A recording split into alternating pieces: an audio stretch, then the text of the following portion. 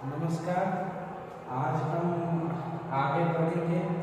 जैसा कि हमने पिछले वीडियो में क्या क्या पढ़ लिया है कि कौन कौन से देश के लोग पुर्तगाली डच वाले डेनिश वाले भारत आए थे, किस रास्ते से आए थे, कहाँ कहाँ पर अपना बनाए थे।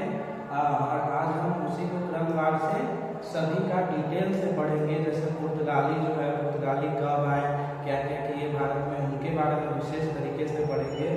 तो सबसे पहले क्या है, पुर्तगाली के बारे में सबसे पहले आने वाले पुर्तगाली, जाने वाले पुर्तगाली लास्ट में। तो वही आज पुर्तगाली के बारे में पढ़ना है, पुर्तगाल के बारे में कि पुर्तगाल कैसे भारत में आए, क्या क्या किए, क्या क्या परिवर्तन किए, उनके बारे में।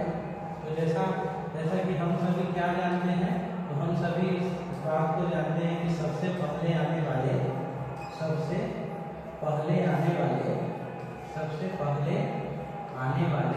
पुर्तगाली थे। सबसे पहले आने वाले पुर्तगाली थे। फिर सबसे बाद में जाने वाले भी पुर्तगाली थे। सबसे बाद में जाने वाले पुर्तगाली थे। सबसे बाद में जाने वाले भी पुर्तगाली थे। और पुर्तगाली के आने का कारण क्या था? पुर्तगाली के भारत आने का कारण था मसालों की खोज। तो मसालों की खोज अचानक से क्यों होने लगी? तो मांस को सुरक्षित रखा जाता था, प्लस नए समुद्रों की खोज, नए समुद्री मार्गों की खोज की यूरोप में होड़ लग गई थी। क्यों? क्योंकि यूरोप में जो है, यूरोप में पुनर्जागरण हो चुका था। यूरोप में पुनर्जागरण का जन्म हो चुका था। यूरोप में पुनर्जागरण का जन्म हो चुका था। पुनर्जागरण का जन्म हो चुका था। रेनेसेंस इन यूरोप, जिससे नए नए वैज्ञानिक प्रकृति का वैज्ञानिक वस्तुओं का आविष्कार होने लगा। यूरोप में। उसी से क्या किया, लोग नए समुद्री मार्गों की खोज करने लगे, नए नए साहित्य लिखे जाने लगे यूरोप में। तो पुर्तगाली हमारे भारत में सबसे पहले आने वाले 1498 में, और सबसे पहले जाने वाले, सबसे पहले आए और सबसे बाद में गए। आज़ादी के बाद भी रहे और 1961 में सबसे लास्ट में ये हमारे देश से गए। और कहने का मतलब है कि यहाँ सबसे पहले आए, सबसे बाद में गए। अभी हम ऐसा नहीं है कि पुर्तगाली जो है 1498 ईस्वी में ही भारत आए। दरअसल पुर्तगाली जो है 2 बार भारत आने का प्रयास किए। इससे पहले दूसरी बार में तो आ ही गए, लेकिन पहला प्रयास जो इनका था, पुर्तगाल का पहला प्रयास 1487 ईस्वी में किया गया भारत आने का। 1487 ईस्वी में जब किया गया तो ये जो है 1487 ईस्वी वाला 1486 में निकले थे। और 1487 में बार्थोलोमियो डियाज को भेजा गया था। बार्थोलोमियो डियाज को भेजा गया था कि जाओ भैया, भारत का खोज करके आओ, नए समुद्री मार्ग का खोज होगा तो भारत के साथ व्यापार करेंगे। बार्थोलोमियो डियाज को भेजा गया था 1487 ईस्वी में। बार्थोलोमियो डियाज को जाओ और भारत का खोज करके आओ। लेकिन ये बार्थोलोमियो डियाज जो है अपना मार्ग भटक गया। मार्ग नहीं भटका। बार्थोलोमियो डियाज भारत आने के रास्ते में ही दक्षिण अफ्रीका के सबसे दक्षिणतम बिंदु पर पहुंचा और वहां आकर वो आगे नहीं बढ़ा। अर्थात दक्षिण अफ्रीका के सबसे दक्षिणतम बिंदु पर आके फिर वो वापस पुर्तगाल की तरफ हो गया, पुर्तगाल चला गया। तो दक्षिण अफ्रीका के सबसे दक्षिणतम बिंदु, जिसको केप ऑफ गुड होप के नाम से जानते हैं, उसका खोज किए थे Bartolomeu Dias. Cape of Good Hope के नाम से जानते हैं। इसका खोज किया गया था, केप ऑफ गुड होप, इसका खोज किया गया था बार्थोलोमियो डियाज के द्वारा। केप ऑफ गुड होप का खोज किया गया था बार्थोलोमियो डियाज के द्वारा। पूछा जाता है केप ऑफ गुड होप क्या है, तो दक्षिण अफ्रीका का सबसे दक्षिणतम बिंदु, उसका नाम दिया गया केप ऑफ गुड होप। यानी क्या कहते हैं, एक अच्छी आशा की शुरुआत। और लिख लीजिए, दक्षिण अफ्रीका का सबसे दक्षिणतम बिंदु है केप ऑफ गुड होप। दक्षिण अफ्रीका का सबसे दक्षिणतम बिंदु, दक्षिण अफ्रीका का सबसे दक्षिणतम बिंदु। यहाँ के बाद से वो वापस हो गए पुर्तगाली। दक्षिणतम बिंदु, दक्षिण अफ्रीका का सबसे दक्षिणतम बिंदु केप ऑफ गुड होप खोज बारबरोमियो डियाज के द्वारा किया गया था, फिर वो वापस हो गए। फिर अगली बार 1498 का बारी आता है। दरअसल 1497 ईस्वी में निकल चुके थे खोज करने के लिए, लेकिन पहुंचे 1498 में, और 1498 में खोज करने के लिए किनको भेजा गया था? वास्को डी गामा को भेजा गया था। वास्को डी गामा को 1498 ईस्वी में खोज करने के लिए भेजा गया था, भारत का खोज करने के लिए। दरअसल ये डेट जो है 20 मई को कहीं नहीं 17 मई भी होता है। तो अगर 17 मई 20 मई दोनों दिया है तो दोनों में जो है 17 मई वाला सही होगा, लेकिन अगर 17 मई नहीं हो तो 20 मई सही होगा। कई किताब 20 मई लिखते हैं, कई जगह 17 मई लिखा जाता है। तो 17 मई या 20 मई 1498 को वास्को डी गामा भारत पहुंचे थे। कहाँ से? तो दक्षिण अफ्रीका के केप ऑफ गुड होप से होते हुए वो डायरेक्ट केरल के कालीकट बंदरगाह पर पहुंचे। कहाँ पहुंचे? केरल के कालीकट बंदरगाह पर। केरल के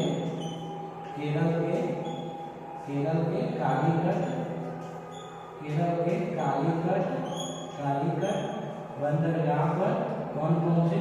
वास्को डी गामा। केरल के कालीकट बंदरगाह पर 20 मई 1498 को वास्को डी गामा पहुंचते हैं। और यहाँ पर पहुंचने के बाद इनका स्वागत रास्ते में इनका क्या करते हैं, इनका हेल्प भी किया गया था। कैसे? हम कहीं जाते हैं, रास्ता नहीं पता होता है तो हम पूछते हैं किसी से कि हाँ भैया यहाँ हम कैसे जा सकते हैं, तो हमारा हेल्प करते हैं। तो उसी तरीके से वास्को डी गामा का भी कोई हेल्प किया था, तो उसके बारे में हम लोग पढ़ेंगे। वास्को डी गामा को हेल्प कौन किए थे? तो इसका आप स्क्रीनशॉट ले सकते हैं, हम इसको मिटा दिया है। ओके,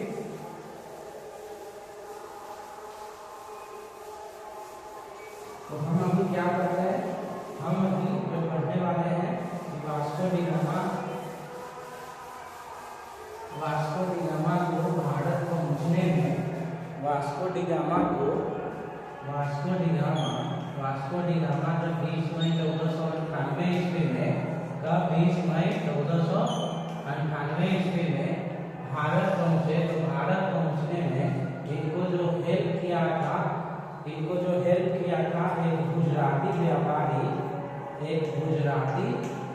गुजराती व्यापारी हेल्प किया था, जिसका नाम क्या था? जिसका नाम था अहमद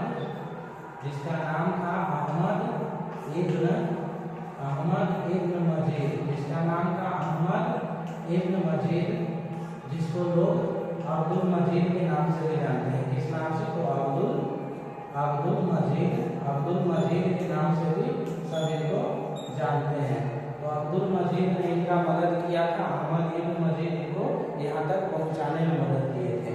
और जैसे ही पहुँचे केरल के कालीकट बंदरगाह पर, तो फिर वहाँ पर ये सीधे गए। कहाँ गए? तो वहाँ के जो शासक थे, केरल के कालीकट के शासक कौन थे उस समय? केरल के कालीकट शासक को जमोरिन कहा जाता था। वहाँ के जो कालीकट के राजा थे उनको जमोरिन कहा जाता था। केरल के कालीकट, वहाँ के जितने भी राजा हैं सबको जमोरिन कहा जाता है। तो वहाँ पर उनके जो राजा थे जमोरिन, उनके दरबार में वास्को डी गामा गए। जमोरिन जो है जमोरिन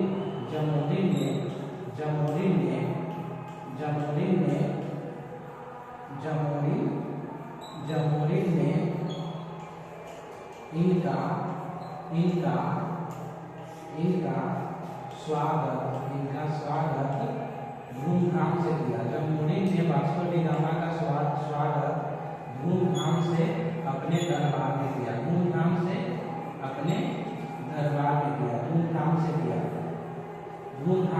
जमोरिन कौन थे? तो राजा थे उस समय के वहाँ के।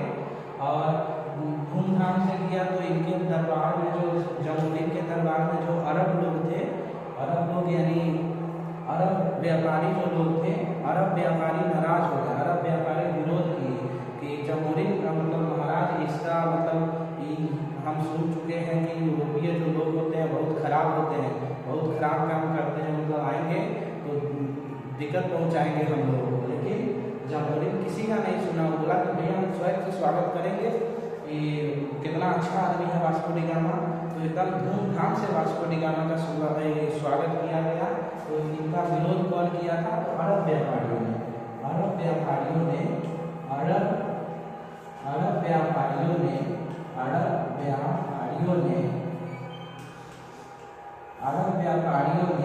विरोध किया। अरब व्यापारियों ने क्या किया? इनका विरोध किया इनका।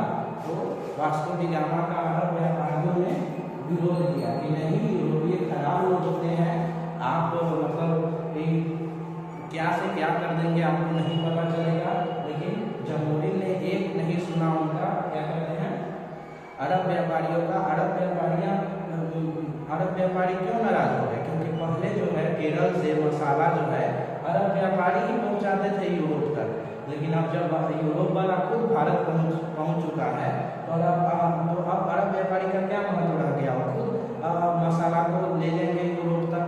इसलिए अरब व्यापारी नाराज थे, वो चाहते थे कि वास्को डी गामा को भगा दे महाराज, लेकिन नहीं, तो स्वयं से स्वागत कर दिए। तो अब क्या हुआ? अरब व्यापारियों ने विरोध किया और लास्ट में आपको जानकर हैरानी होगी कि यही पुर्तगाली सब जो है जामोरिन को दबा के मारा था, एकदम भगा के मारा था इसको, बाद में मारा था, उसका कहानी है, आगे बढ़ेंगे। तो यहाँ हमने देखा कि क्या क्या हुआ, जामोरिन कैसे स्वागत किया इनका। अब जो है वह उस समय जब जामोरिन 1498 ईस्वी में आते हैं, क्या कहते हैं, वास्को डी गामा, तो हमें ये जानना जरूरी है कि वहाँ के शासक कौन थे। वहाँ के जो क्या कहते हैं, मतलब पुर्तगाल के उस समय के शासक कौन थे, गवर्नर कौन थे। तो आपको मतलब उस समय पुर्तगाल के जो शासक थे, पुर्तगाल के गवर्नर थे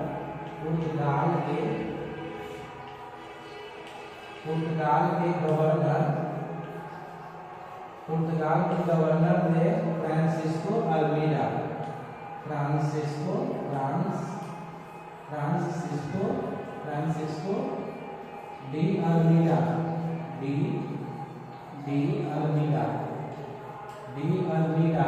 जो कब बने थे? तो जो बने थे 1505 ईस्वी में गवर्नर बने थे, लेकिन उस समय इन्हीं का शासक था। और ये जो है हेनरी द नेविगेटर पुर्तगाल के राजकुमार थे, वही वास्को डी गामा को यहाँ पर भेजे थे। कौन भेजे थे?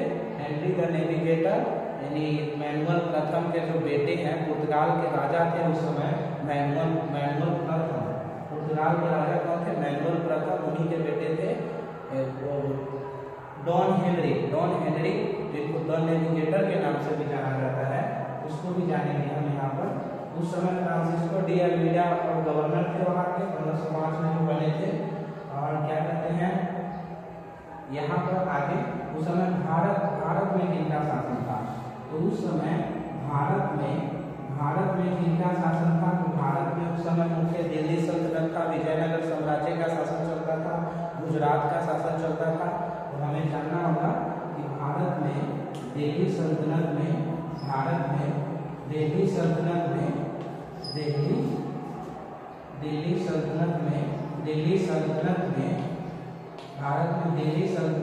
जो कि कब से कब तक चला था? 1202 से 1526 ईस्वी तक चला था। तो इसमें लोधी वंश का शासन था उस समय, लोधी वंश का शासन चल रहा था। किनका शासन?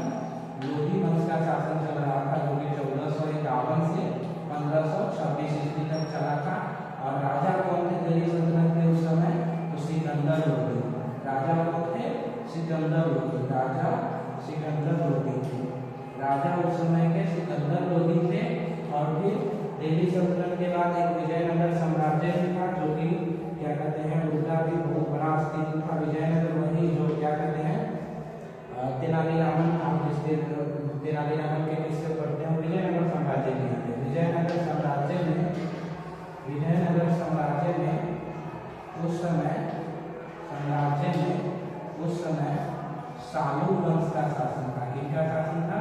तो सालू वंश का शासन था। राजा कौन थे? नरसिंह राव टू। राजा थे नरसिंह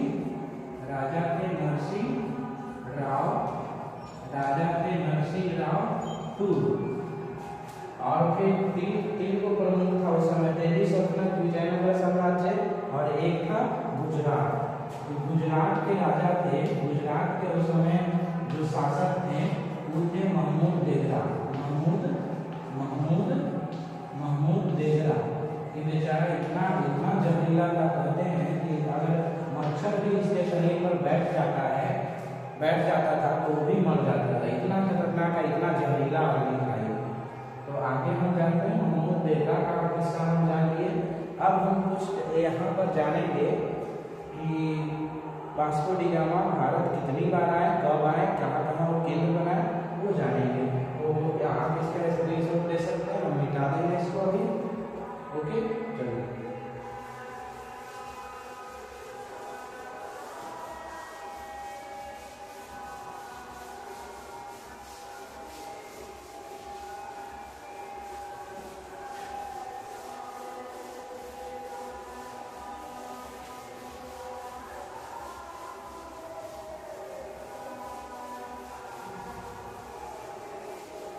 कहने का मतलब है कि पहली बार पुर्तगाली कब आए थे? पुर्तगाली पहली बार भारत आए थे।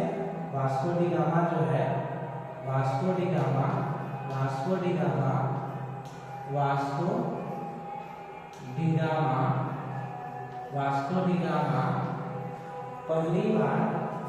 पहली बार भारत कब आए थे? 1498 ईस्वी में पहली बार। देखिए, पहली बार 1498 ईस्वी में आए थे। और ये जब वास्को डी गामा भारत आए तो किस जहाज से आए थे? पहली बार 1498 में वास्को डी गामा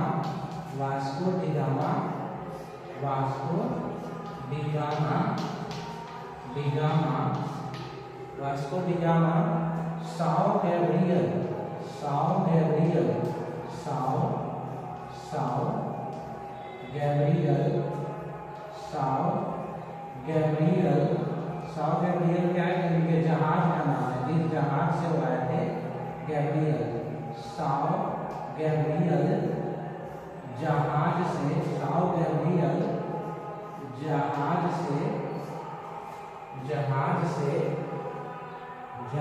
से केरल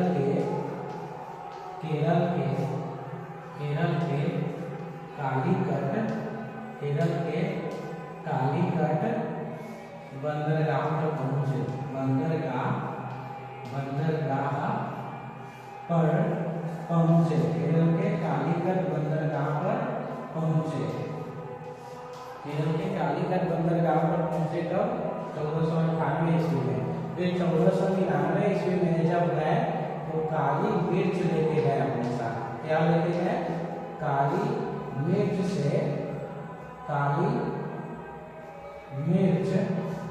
लेकर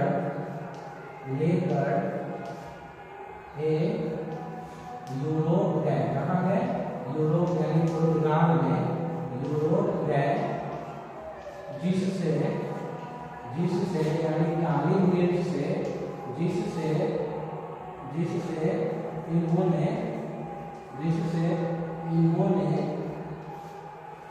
जिससे इन्होंने 60 गुना लाभ कमाया। कितना कमाया? 60 गुना लाभ कमाया।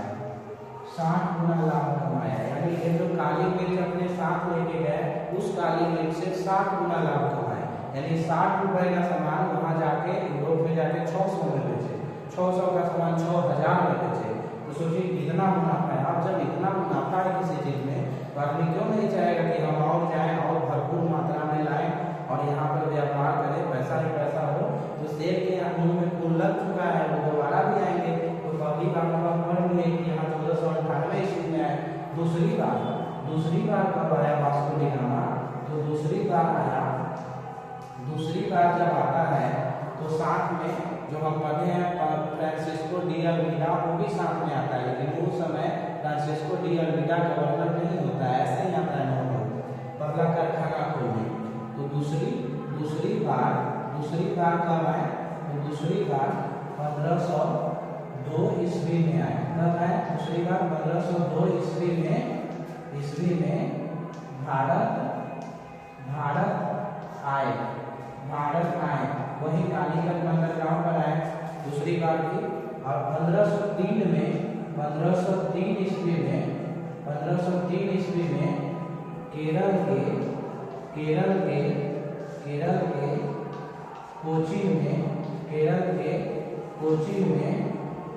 कोचीन में पहला कारखाना खोलते हैं। क्या बोलते हैं? पहला कारखाना। केरल के कोचीन में पहला कारखाना खोलते हैं।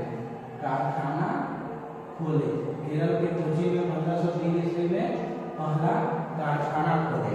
फिर 1505 ईस्वी में अभी फ्रांसिस्को डी अल्मीडा जो है वो गवर्नर बन चुका है। फ्रांसिस्को डी अल्मीडा गवर्नर 1505 से 1509 तक था। तो 1505 ईस्वी में दूसरा कारखाना खुलता है। दूसरा कारखाना तो कहाँ खुलता है दूसरा कारखाना? वही केरल के ही दूसरा कारखाना केरल के कन्नानौर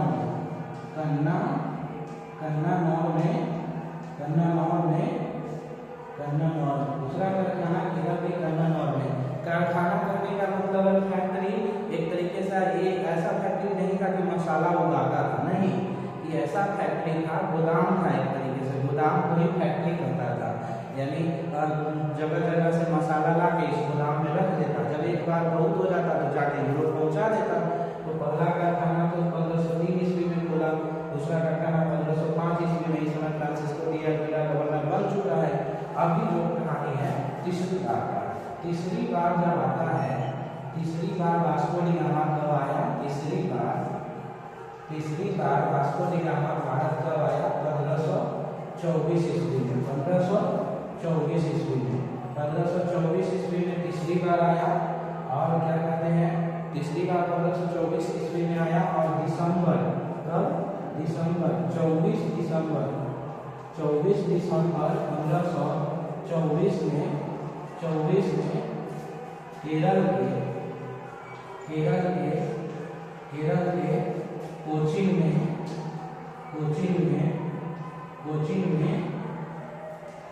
के कोचीन में इनकी मृत्यु हो जाती है।